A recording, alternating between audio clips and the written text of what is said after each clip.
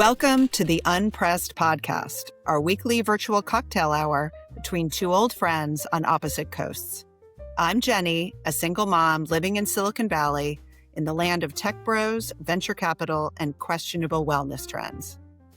And I'm Talbot, gay, married, living on the East Coast, dividing my time between New York chaos and Palm Beach drama.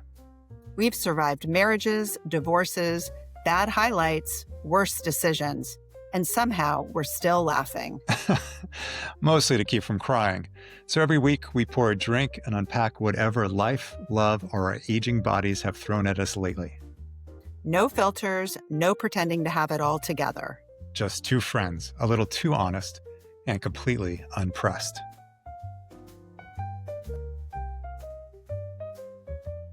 Happy 2026, Jenny. How are you? Happy 2026, Talbot. I'm very well. How are you?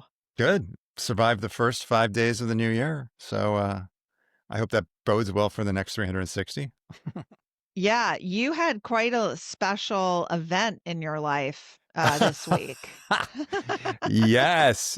After not being on the stage for some 35 years, Bill and I were in the Boar's Head Festival at the church, which is basically an old Tudor version of a Christmas pageant. So it started, apparently, the history book says that back in Tudor time, there was a boar that was terrorizing the local village or town, I guess. I don't know. As they do. As they do. As they do. And the story goes that there was a young Oxford student who was reading Aristotle in the forest, because what else do you do in the forest but read Aristotle? Yeah. And he was charged by a wild boar, and he thrust his copy of Aristotle into the boar's mouth, choking the boar, and thus saving all the villagers from the danger of the boar. So then they cut that boar's... The power of academia. The power of saved Oxford. The power of Aristotle. Yeah, so they then cut off the boar's head and roasted the boar and had a festival. So for a very long time, it was a pagan festival all around, good triumphing over evil. And then I think it was in Henry VIII's time, they sort of meshed it in with the whole Christmas season. And so it starts off with this celebration of the killing of the boar. And then it morphs into do you guys the actually nativity. Kill a boar right there? No. It's a big, giant paper mache boar's head that gets carried in. Oh, how disappointing. Yeah. And Bill and I were the plum pudding pages. So we dressed all in purple and carried this giant plum pudding on this giant litter into the church. And you didn't drop it? We didn't drop it, thank goodness. Luckily, it wasn't that heavy. But yeah, it's the actually... The outfits were incredible. Well, my children saw them and they were like, what are Uncle Talbot and Uncle Bill doing? Well, like most things in Palm Beach, they're big and broad and grand. So yes, it looks like these costumes could have been made for the Met Opera. And the boar's head itself is the actual boar's head that was created. I think it's an old taxidermy piece, to be honest with you. And it is now 50 years old. It's had to be retouched a number of times. Oh, wow. Yep.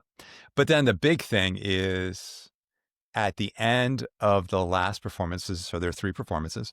At the end of the last performance, one of the vestry has made a giant plum pudding. He starts it the year before. And because what happens is over the course of a year, this thing ends up soaking up 12 gallons of liquor. 12 gallons of liquor. And it probably doesn't mold because it's full of liquor. It doesn't mold. It's been completely embalmed. And they keep it in the refrigerator. So it actually sits in the church's kitchen's refrigerator on a bottom shelf for a year. And then they cut it out. They pour more liquor on top of it.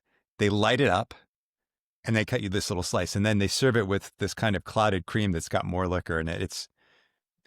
I can imagine the recipe when it says prep time and it says 365 days. Exactly. And you're like, no, thank you. Yeah, no, thank you. No, I think it takes 3 days alone just to sort of bring it all together because it has to be Oh my boiled and steamed God. and blah, blah, blah. But then once you get it onto the tray, the plate, whatever, you just end up feeding it liquor for the rest of the day, the rest of Oh the yeah, year. that is a great segue into what we're going to talk about today, that this I thing is know, just right? Right. absorbing and eating alcohol Exactly. like all of Exactly. us do during the holidays. Right. I was playing tennis today with there are 3 guys who I play tennis with, and one of the questions that came up was who's doing dry January? Yeah. And in Palm Beach, I don't think they know from dry January. But anyway, That wouldn't be very fun no, during the season. The season no, you have to be fun. Yeah. exactly. Have you ever done dry January? I never have. Really? No. I've done it. No. I've done it a couple Let's times. I've Yeah, so also done what's the verdict? What is it like? I mean, I'll tell you how I control my alcohol intake. It's different, but I want to hear about a whole month off. yeah. So we would either do dry January or we would do dry September when we came back from Nantucket because Nantucket's Yeah, a very makes social sense. place. Makes sense. But yeah, so it is. I find it to be more of a mental challenge than a physical challenge. And it's just one of the things, can you actually go a month Yeah. without taking a drink of alcohol? And it is interesting because there'll be so many times, particularly if you're going out to dinner where you sit down and you order a drink. You don't even Yeah. think about it.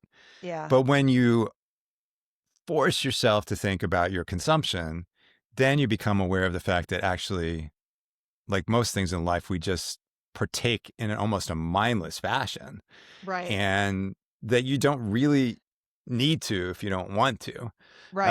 And the ritual at the end of the day of making a cocktail or like the pouring a sound of our, beer, like the sound like of the our sound of our podcast. Right, podcast. Yeah. right. Yeah. Although today we're not That could be a drinking. mocktail. That could be a mocktail. That's That true. could be a mocktail. But I think, it's interesting just because it helps to remind you that it is a choice and it shouldn't just be something that you do mindlessly, because it is Yeah. something that obviously has an impact on your physical well-being, potentially your mental well-being, your sleep patterns and all of that.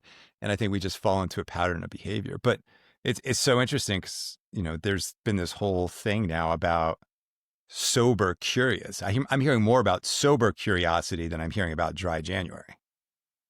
Yeah, I don't understand the term sober curious. Like, are you sober or are you not? Are you just thinking about it? You're just like, are you just like, I'm curious, but I'm not actually sober? No, Like, that's you and me. That's us. We Yeah, are that's sober us. curious. We're Like, we're sober curious. curious. Like, What would why it be are like you to be sober? Right. What would it be like to be Why? I don't sober? understand. No, I Yeah. think I read a little bit about it. I was looking up, there's people like Zendaya and Anne Hathaway. There's a big Mhm. group of Hollywood celebs. I think a lot of them are coming from a place of having a real alcohol problem and trying Right. to get to a place where they're sober. But I think Yeah. sober curious is just more of that mindfulness about drinking and just being aware of it as a social ritual. And it is something that you need to participate in. Should you participate in? I think Right. people are I think it's this younger generation, right? That you and I have Right. no understanding of whatsoever. Can't even understand what they're saying most of the time. I don't understand their language Yeah. even. But it's interesting that they seem to have a different relationship with alcohol than our generation did. I think this sober curiosity seems to be bubbling up in the younger millennials and the older Gen Zs. And, they as a generation they're more risk averse, I think, than we were. Like, we were raised a little bit free ranged parenting. You sort of Yes. set off morning on your bike and Absolutely. like, Come back for dinner. Yeah, come back for dinner. That's about the only rule. And I think that encourages us to be grown up faster. Like, I look at that generation and they're staying young longer they're more dependent on their parents for years. Yep. And we really were taking care of ourselves. So we acted like adults, I think, from a very young age. And what our adults were doing was having cocktails. Right. Like, Right. and so Right. we were like, oh, that's Grown-ups do. what you do if you're a grown up. Right. And we were not very monitored. But I also, I do think that if you think about what this young generation who's just coming of drinking age and maybe a little older, think of like we've had the financial crises of 2008 and beyond. We had School shootings. COVID, school shootings. Social media makes everything so Yeah, there's a lot of immediate. anxiety, a lot Right. of oversight, anxiety, over parenting, over like self-involvement. Um, it makes them much more uh security focused, Yeah. I think. And as you said, they're depending on their parents because the financial situation, this is that one Hmm. generation where they're not going to be better off than their parents. I think maybe Right? your and my generation, we were just squeaked by our parents Yep. from a financial security perspective, but this generation won't. 30% of Americans are planning to do dry January this year. Well, 30% planning. planning. Yeah. And 49% are planning to drink less this year than the year before. Again, planning to. Planning too. Right. Um, but I do think that the younger generations are drinking less alcohol. There's more mocktails. They focus their parties away from alcohol. But then again, there's a lot of vaping and weed and, CBD drinks. So it's really unclear if they're having fewer mind-altering substances in their body or not. Right. Well, and also if you, I would be hard pressed to think of maybe there were a couple of non-alcoholic beers when we were growing up, right? Yeah. O'Doul's, remember? Oh, right. O'Doul's. Right, right. But O'Doul's. now there's a whole slew of alcohol-free or low alcohol products that we never had, even in spirits. Now, I don't think they taste anything like it, and I would Yeah, rather not drink than drink an I alcohol-free agree. gin. Yeah. But But I mean, every cocktail menu has a zero proof option or whole category now. right. And they're saying that bartenders are actually starting to make names for themselves for their mocktails. It used to be you got these famous bartenders in New York City who would make these great, very complicated alcoholic cocktails, but now they're, Hmm. so I think part of it's we have more information about it. We have kids who are more cautious in general. Hmm. They have less money maybe to just spend, Hmm. and they've got more alternatives. But it would be interesting. Gosh, I'll have to look at that. I wonder if you like, so if you say 20% are drinking less, Hmm. are those 20% filling that void with something like a CBD drink or vaping or Yeah, like let's say in the past, I don't know, 60% of young people drank alcohol. Now maybe it's 30%, but I'm pretty sure 30% of young people are doing weed. So right, it's almost like my I'm neighbor in New I'm York. yeah, like your neighbor in New York. And I mean, the research is not conclusive on whether weed is better for you than alcohol. What we know is that alcohol is not good for you. Like, Right, there's no way to spin that anymore, that even red wine is just not good for you. right, right, And right. so I think I think people our age are giving up alcohol because they don't feel good after they drink. Sure. Like a lot of people I know are like, if I have more than a half a glass of wine, especially wine seems to be like they've developed an allergy to, or they just don't have the ability to process wine anymore and they don't feel well. Right, right, right. Yeah. Well, again, I think the other thing too is in the last 5, 6, 7, 8 years, legalization of marijuana on a state Yep. level has shifted greatly. When you and I were in school, there was It, no place you could legally go and buy pot. No Yeah, place. and it You would was have to. basically just linked with cocaine and heroin, and like it was, it was the gateway drug that Right. us Right. kids of the 80s, like it, and it still has that kind of veil over it that it's somehow worse for you. Like if you went to a party and they had bowls of gummies around, Right. I think we would be more shocked than waiters walking around with platters of cocktails. And arguably, the cocktails are worse for you, but Well, we they're just haven't quite gotten our heads around it. they're definitely worse for you from a physical perspective. Yeah. I think people think, maybe rightly or wrongly, I think people have a little bit of a better sense of where their alcohol tolerance is. So they know that they can have a glass of wine and still be okay to drive. Yeah. I think the problem is that gummies and just weed in general, the strengths differ so much Yeah. that you really don't know. Like, 5 milligrams of this gummy could be worth 10 milligrams of that gummy. That's And it true. becomes much harder. Whereas you know that a glass of wine is basically a glass of wine. It's basically what, 3.5%, 4%, wherever you're, I don't know exactly. Yeah. But I think that's right. I think it becomes a little bit more difficult to try and just gauge what you're doing. Although I will say, I mean, I haven't yet been to a cocktail party where there's been gummies lying out around. That would be an interesting thing. It took a little while for a dispensary to open on Nantucket because they weren't allowed to truck marijuana over to the island because they can't go through federal waters, right? So Interesting. it took a while for somebody to come in and find a place where they could actually cultivate marijuana on the Mhm. island. But so they did, and now there's a dispensary.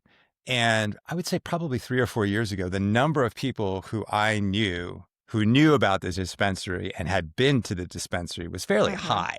Now, part of that I think was novelty because that was the first year it had been around, and I Mhm. don't hear people talking about it nearly as much. But there was definitely a willingness to try it at our age because Yeah. probably it's just, well, we don't have to worry about it with like when we did in the past. But yeah, Yeah, I mean, I don't, I hear like a lot of people aren't in my groups aren't talking about it, but they're very happy to partake if somebody offers one to them. Not no, everybody. Like there are a right. lot of people who are like, "Oh, I don't want to be out of control.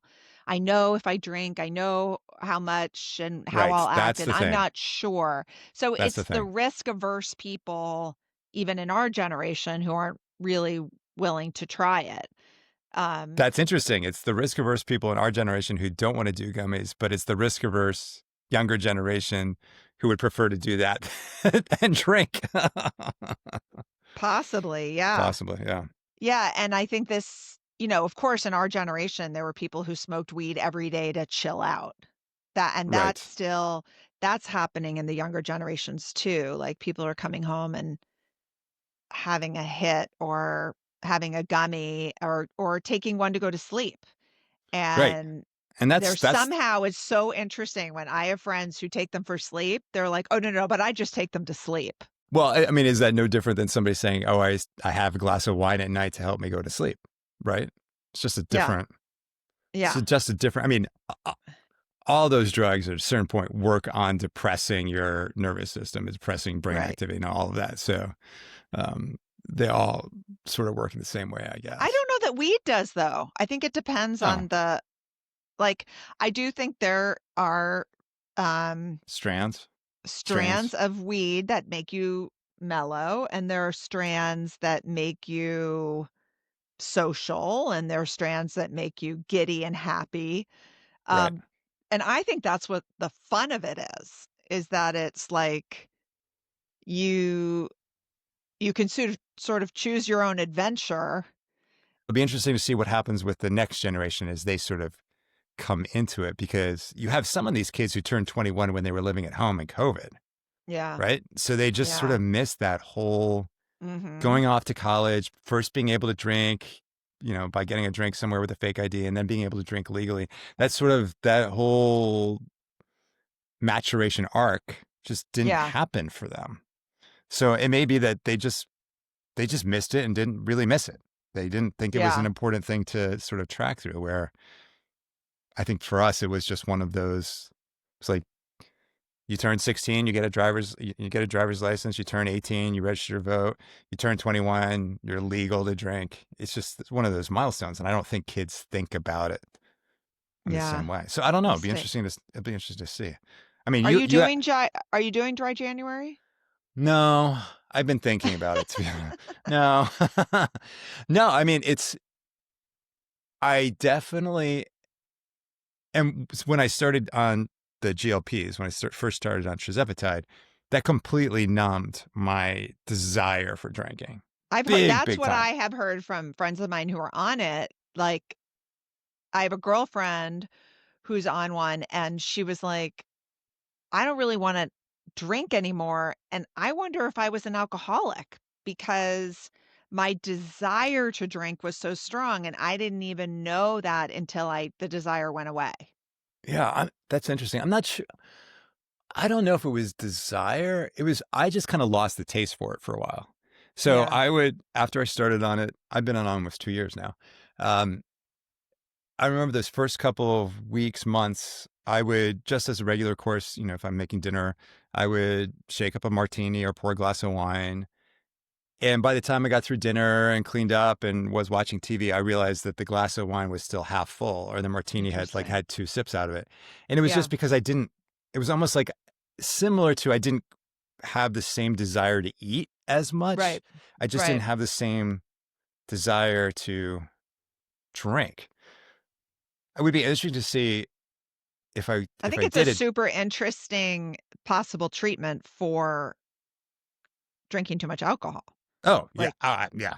I'm a big fan of the GLPs. I think we're gonna find out that they do a lot more than we think they do, and mhm. I think that there's going to be, other than weight loss. But yeah, no, I don't see part. Well, I have to admit that you're part of the reason I'm not doing dry January. I am? Yeah, So because I'm like, I'm gonna see you in a couple weeks. You and Charlie, we're that's gonna be true. out together That's true. in Palm Springs, and we like to sort of sit around after Yeah. Charlie's showed, and we sit outside, and we have a drink, we sort of decompress and talk about the day. And I was like, you know what? I can be mindful. Maybe this is where I'm going to try and be sober curious. I can be Yeah. mindful more about my drinking in January and just make sure that I'm making a choice to drink and Right. making a choice when I can to say, I actually don't need to drink today. Let's just have one night off. Maybe I don't need to do 30. Let's have one night off. Right. Um, but I don't know, maybe that's why sober curiosity works, is because it's not this all or nothing. Even if you end Yeah. up being more on the nothing phase, it's easier to say you're sober curious than sober. Because then Yeah. you have all these other stipulations about, well, you fall off the wagon and it's a big deal, blah, blah, blah, if you're sober.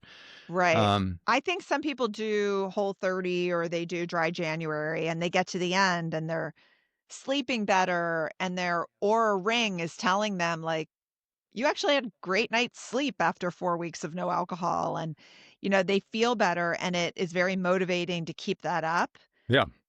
I think for other people, the 30 days off is just like, can I do it? I'm gonna be Yes. super disciplined, and the end of the month, you just go back to where you were. Well, definitely. I think when I've done it before in the past, it's been almost a challenge to say, I can do this should Yeah, I choose. I can mentally make myself not drink for 30 days, almost as a test. yeah. Well, to break that habit, that ritual of every day, like, every time you go to a restaurant, you pull out the cocktail menu, like, it's a little bit breaking the habit of it. Yes. I think that's a big part of it. I try to live a really healthy lifestyle, and alcohol is one of the things that I have decided not to give up in my life. But what I've done instead is I don't drink every night. Right. So if I'm just home and it's just me or me and the kids, I don't drink. Right. And but if I'm out on a date or I'm out with friends or I'm on vacation, that's when I drink. Right. So I basically cut my alcohol consumption by 2/3 Right. just by doing that. And then I'm not afraid to do edibles Right. every once in a while. Right. I Right. Right. think um, edibles is a very different high than alcohol. Um, it's a little bit more of a party, and so I don't think you'd wanna do it, like, too frequently, Right. I guess because I don't do weed to chill out. I only do it like to So replace cocktails, right, basically. socially. Yeah, yeah. Yeah, Yeah, yeah. socially. And I can see why the generation, below us is doing more of that.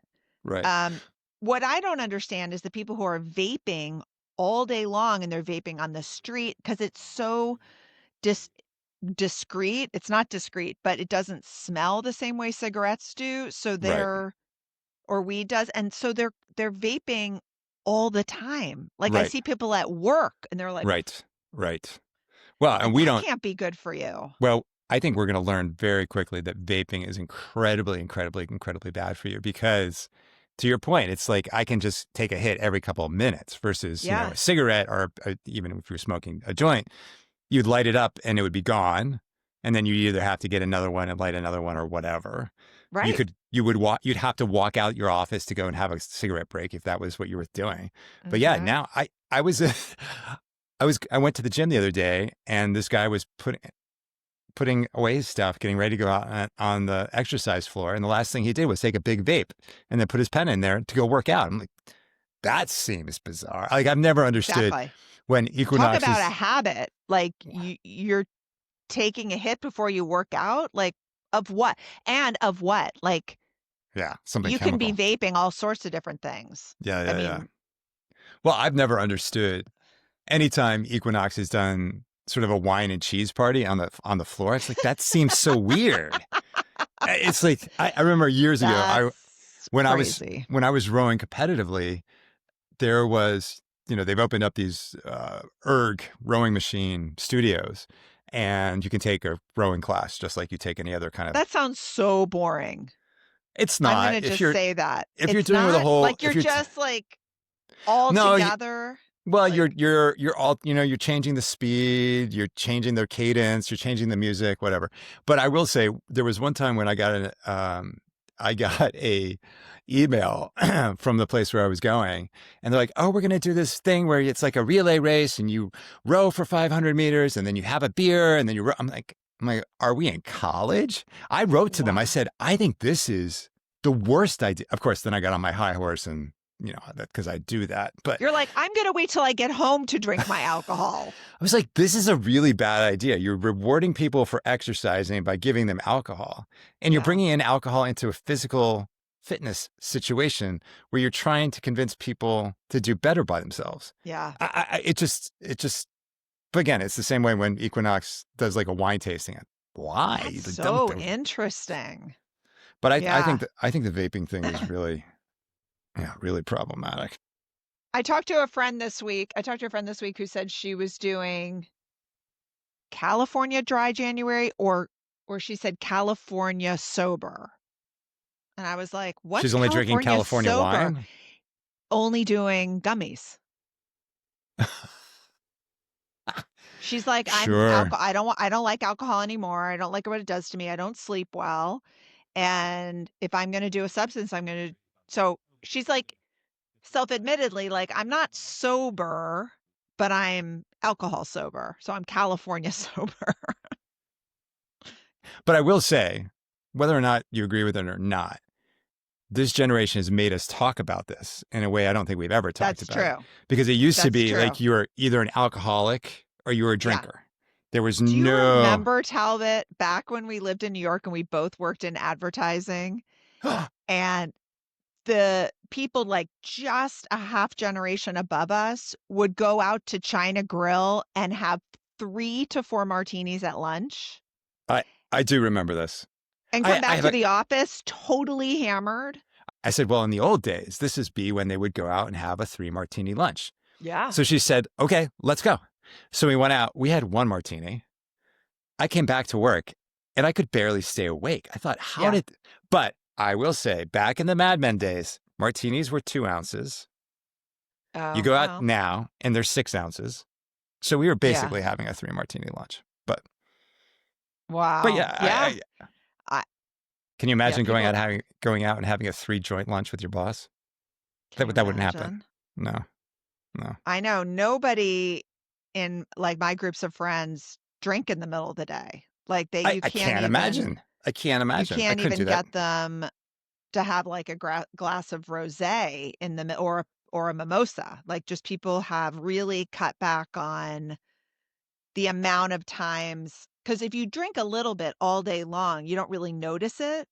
Right. And I think when we were teenagers and in our 20s, the rule of thumb was 1 an hour you are okay to drive. And that was like the only rule, was sort of like as long as you were sober to drive, there wasn't really a lot of conversation about how did it affect your health. Right. Like Well, we what was it? knew if you were an alcoholic, your liver would go, Right. You you'd get have liver cirrhosis. poisoning. But nobody said to you like, well, do you know that if you have 4 drinks over the afternoon at a football tailgate, that that's bad for you? Like no one ever said that. Or when you They're go like, to your that's okay. You had 1 an hour. exactly. Or when you go to your doctor for your physical checkup and he'd say, "Do you smoke? No. Do you do drugs? No. Do you drink? Sure. Well, how much do you drink in a week?" 5. Uh, And they're like, oh, that's not too bad. And you say a day. yeah, and that's 35 drinks a week. That's kind of a much. Yeah. But what Yeah. wasn't there? Isn't there something for when you're supposed to like drink of alcohol and then a non-alcoholic drink and then an Yeah. alcoholic drink and a non-alcoholic drink and Yeah. So when I was in college, there was this rule of thumb that for every beer you need a glass of water. That's how you avoid a hangover. The millennials and Gen Zs have given it a name, like they invented it, and it's called zebra striping. I don't understand why it's zebra striping, but anyway, it's just well, alternating and out. black, white, alternating stripes, on, off, I on, get it, off, but on, off. anyway, it's like it doesn't need a name. But anyway, it's called zebra striping Okay, is the alternating with water. got it. Um, yeah, there were a lot of like techniques we used to, it was like a whole subculture where the older kids would teach you how to drink in a particular way so that you wouldn't barf or you wouldn't be dizzy or you Right, wouldn't have a hangover. It's right. so crazy now to think about how normalized it was Well, and and again, how it was that may just what happened. like people like teens and 20s did. I mean, my kids don't drink at all.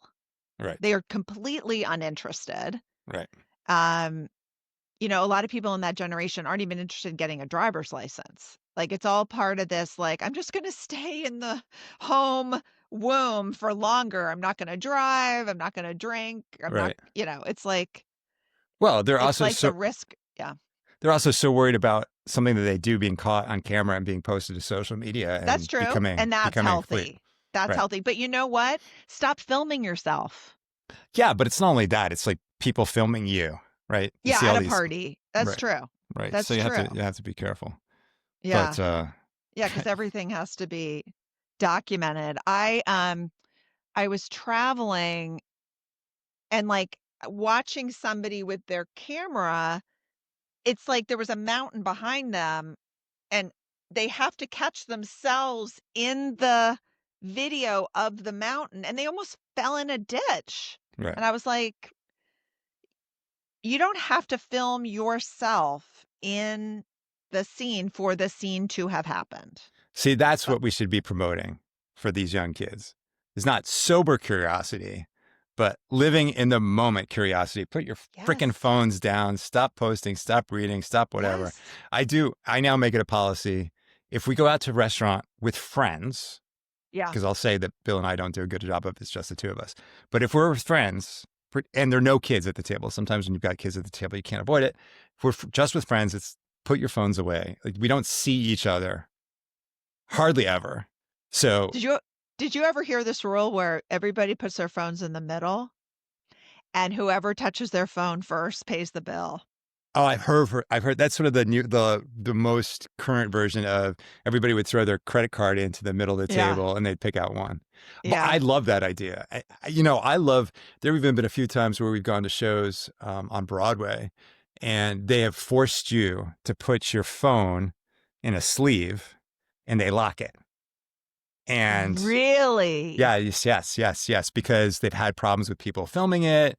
I've been at parties like that, like parties where the host is some to-do person who doesn't want anything filmed. But I'm surprised a theater can get away with that. What if someone's like, "Oh, I'm a doctor and I'm a cardiologist and I have kids at home." They've said, listen, in the old days, you would tell your babysitter you went to this theater. Yeah, Your answering service knew where you're going to be. The same thing still applies. same thing. Give We them this can come number. get you. Give them Yeah, I the guess number you of could this. have your Apple Watch on. Nobody would know, but Yeah, but I think it's an interesting idea. I think it would be well, it must have really been. It must be the disturbances must have gotten so bad that they had right. to do that. Right. Well, we have two of the little kids who live down the hall from us. They go to a school where they have to turn in their cell phones. They put them in the Oh, same a thing. lot of schools are like that. They put them in the sleeves. They call it cell phone jail. Yeah. So they put them in the sleeves so that Yeah. their phone is on them, but they can't open Oh, a it. lot of And times then, it's like, like the shoe, the clear coated shoe carrier you put on the back of your door. yeah, That's at the front of a lot of classrooms, and you go in and you put your cell phone in one of the things, so you don't even have it on you. I think that's a great idea. Yeah, because the research shows that even if you have the phone like face down in front of you or in your pocket or in your hand, you're more distracted. Even yeah. So there's this idea of getting it out of your possession. And that's just a habit. Like, Well, you it's a know, this dopamine hit, right? They keep saying that every time you look and pull up something, you're rewarding yourself with something. You're rewarding yourself with a video, you're rewarding with a piece of information, whatever. So it is a completely. constant, I look, I get something. I look, I get something. It's an immediate gratification. Yeah. And we get so used to it, right? I Yeah. mean, we talked about the habit of having a cocktail, and it's hard to split out the occasion from the habit. That's how good habits are made and bad habits are made, is you link two things. So if you get up every day and Yep. right after you brush your teeth, you meditate, and you keep Yep. doing that day after day, you'll start to associate brushing your teeth with meditating. But it's true of negative things too. Right. So, and I don't know. and I know you're not really supposed to check your phone when you first wake up, but I'm addicted to see what my sleep score was. Oh yeah, So I don't do that. so I'm like, how did I sleep? Because I don't know how I slept somehow, but my ring knows how I slept. I'm more interested in seeing which country have we invaded overnight. Oh no, that would be too stressful for me to look at first thing. But I think Invaded, we don't invade. We just liberate. we and we Extricate. help and we run it for them. Oh, right. Because it's out of the So goodness of our own nice of heart. us. Yes. We just And we just we run don't it have for any ulterior motives. We're going to let them keep all of their oil, all of their own natural resources, Of course. just out of the goodness of our own heart. course. Well, Yeah, I can't look at news first I thing think in the morning. It'll make me so sad. yeah, I don't think we can go down this rabbit hole because I don't have a cocktail in front of me, so I can't possibly No, talk yeah, about the we're not news. in any state to talk about world politics. Right. But So is there anything else about this sober curiosity? And because I think our generation is drinking less alcohol because they just don't feel good. Like they well, we're really getting are just old. like, I can't process wine anymore. I'm not sleeping well. Women my age sleep terribly anyway, so Right. we don't need something that hurts our sleep even more. And I think the younger generations are doing it for a very different reason. Yeah, I think you're right. I think we're doing it more from a health and wellness perspective because we are desperately fighting every sign of aging, right? We don't want to Right. get wrinkly. We don't want to get fat. We don't want to do this. And alcohol will do all of that for you, whether Right. And when directly or you're young, indirectly. you don't have the perspective of, Long-term oh, the effects. end. You Yeah. don't really realize the end is coming and things that I do to myself have future consequences. You tip over 45 about that age and you're like, uh-oh, like Yep. I got to start eating well, exercising, drinking less alcohol. Yep. Yeah. Yeah. Well, speaking of drinking less alcohol and exercising, I got to go to the gym. Yeah. Whoa, this Off is you one. go. Yeah. This is, I will tell you, it's our Okay. this is a good trend. It's our 35th college anniversary reunion this spring. And so a whole group of us have decided that we're going to do 91 push-ups a day because we're a class of 91. Even the women? Some of them, the women said, can I do 19? Because it's 1991. So they said, can we do 19? We said, of course, you can do 19. Or you can do them on the wall. Women should do something that they're built for. I mean, of course, women can do push-ups. There's no doubt. But men are built for it because their upper arm strength is like triple what a woman's is. So we're really good at like planks. Like they should do 91-second plank every day. Or somebody something. said, I've got a protein intake challenge. We're like, great. This is just about getting people together to support themselves. And if you can tie it to somehow in the reunions. And yes, of course, the guys are going to do the 91 push-ups because we don't want to be a dad bod. But I will say that is one good thing. You're going to see so many dad bods there. I mean, I can't wait till you go to that reunion because the 35th reunion, I mean, the 25th, starting at that age, people look so different. Like everyone's the same age, but people look 15 to 20 years different in age. And I'm always amazed. You're like, all of these people are the same age? All right, Jenny. Well, I'll be curious to see what the year does with us, even with alcohol. I agree. It's going to be a healthy 2026, and part of that is a little bit less alcohol, I think. Definitely. But a lot more stuff to come. We'll see what happens. All right, Jenny, we'll talk to you soon. And okay. Always good to see you. Bye. So if you enjoyed listening to that, please support us by subscribing to our channel and by telling everyone you possibly know. You can email us at theunpressedpodcast@gmail.com. That's all one word, the Unpressed Podcast, no spaces. You can also follow us at Instagram. Our handle is @UnpressedPodcast. Thanks so much.